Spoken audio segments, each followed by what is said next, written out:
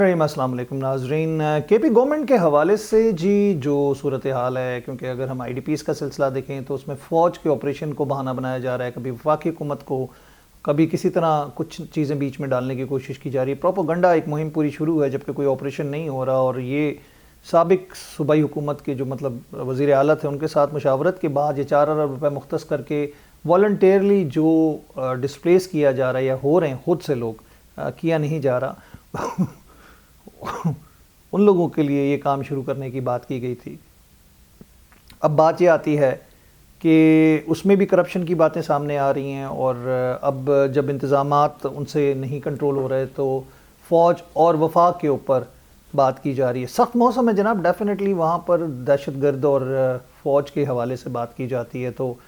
وہاں پر انسانی جانوں کے لیے رکنا ممکن نہیں ہوتا اور مشکلات بڑھ جاتی ہیں۔ ویدر سب سے بڑا دشمن ہوتا ہے۔ اب جو حالات ہیں کے پی حکومت کے، اس کے اوپر نظر ڈالیں تو مالی بے ضابطگیاں اور کرپشن کا ایک انبار ہے جو نظر آتا ہے۔ آپ کو یاد ہوگا کوہستان اسکینڈل، اور اس کے علاوہ بھی بہت سارے اسکینڈلز، گاڑیاں جو دی گئیں 178 وہ واپس نہیں آئیں، کس کو دی گئیں، کہاں گئیں، کوئی آڈٹ رپورٹ نہیں ہے۔ مالی بے قاعدگیوں کی غیر ضروری اخراجات کے حوالے سے بات کی جا رہی ہے۔ گھوسٹ ملازمین کی طویل فہرست بنا دی گئی ہے، اور 14 ارب روپے کے حوالے سے جو ایک فنڈ قائم کیا گیا تھا انٹرنیشنلی، جس میں وہاں پر ہیومن انڈیکس کے حوالے سے بات کی جا رہی تھی، لوگوں پر انویسٹ کرنے کی بات کی جا رہی تھی، اس میں جو کرپشن اور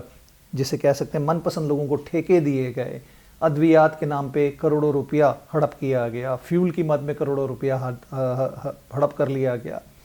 یہ تمام چیزیں ایسی ہیں کہ جن کو سوچنے کے بعد یہ نظر آتا ہے کہ کیا صرف بانی کی رہائی اور احتجاج اور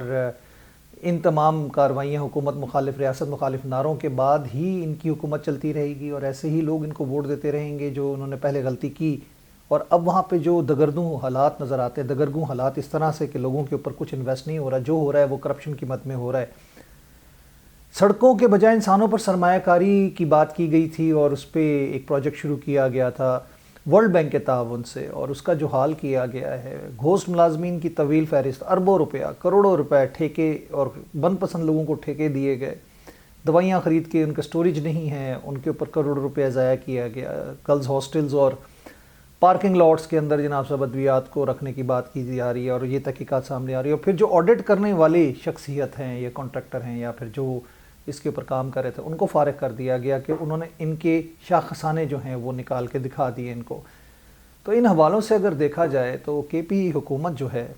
ایک فیلئر ہے، اور سوائے نعرے بازی کے اور سوائے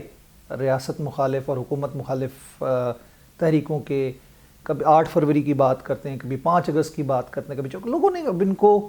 توجہ دینی چھوڑ دی ہے، اپنے ان کے جلسوں میں وہ کمی آ گئی ہے اغوانیوں کے جانے کے بعد بھی، اور اس کے علاوہ بھی اگر ہم دیکھیں تو لوگ اب وہ دلچسپی نہیں لے رہے، کیونکہ لوگوں کا مقصد نہیں ہے کہ کسی ایک شخصیت کے لیے وہ اپنی جانوں کا نذرانہ پیش کریں یا پھر اپنے وسائل کو جھونکیں یا اپنے نوجوان بچوں کو ان کے لیے آگے ایندھن بنائیں۔ تو یہ تمام چیزیں اب لوگوں کو سمجھ آنی شروع ہو گئی ہیں۔ اس حوالے سے میرا خیال ہے کہ حکومت کے پی کے کو تھوڑا سا سوچنا ہوگا کہ کچھ عوام کے لیے بھی کر لیں، سوائے یہ ڈرامے بازی اور احتجاج اور ان تمام چیزوں کے پیچھے پڑنا۔ ٹی ٹی پی کو آپ دہشت گرد نہیں بولتے کیونکہ آپ کے سٹیکس انوالو ہیں۔ تیرا کے اندر جو حالات ہیں، جو 12,000 ایکڑ کے اوپر بھنگ کاشت کی جاتی ہے، وہ کن کی زمینوں پہ کاشت ہو رہی ہے، یہ تمام چیزیں جو ہیں اب چھپی نہیں ہیں، اب لوگوں کے سامنے آ چکی ہیں۔ اور جس طرح آپ حقیقت سے منہ موڑنے کے لیے ایک بانی کا نعرہ لگاتے ہیں، ملاقاتوں کی بات کرتے ہیں، تحریک کی بات کرتے ہیں، تو یہ تمام چیزیں اب کام نہیں آنے والی، اور ڈیفینیٹلی ان کو عوام کے لیے بھی سوچنا ہوگا۔ اور عوام اگر سڑکوں پہ نکل آئی اپنے حقوق مانگنا شروع ہوگی کے پی کے کی اور مطالبات، تو یہ جو عوام کا رد عمل ہوگا وہ آپ سے سنبھالا نہیں جائے گا۔ تو اس لیے بھی وقت ہے کہ کچھ عوام کے لیے سوچیے، عوام کے لیے کام کیجیے۔ پروگرام کا وہ ختم ہوا چاہتا ہے، میں چاہوں گا اجازت، اللہ نگہبان۔